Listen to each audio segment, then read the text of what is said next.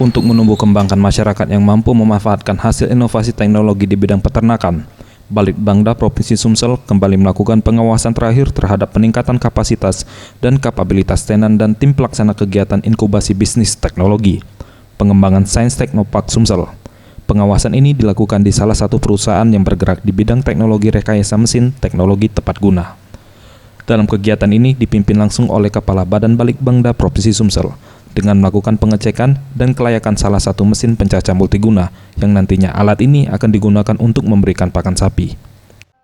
Luki Tariati, Kepala Badan Balitbangda Provinsi Sumsel mengatakan mesin pencacah multiguna ini diharapkan dapat menjadi alat pakan ternak sapi yang berbasis inovasi teknologi yang mampu menjadi penggerak pertumbuhan khususnya industri peternakan.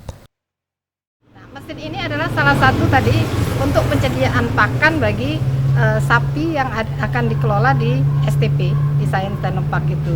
Jadi ini adalah mesin untuk menggiling pakan sapi.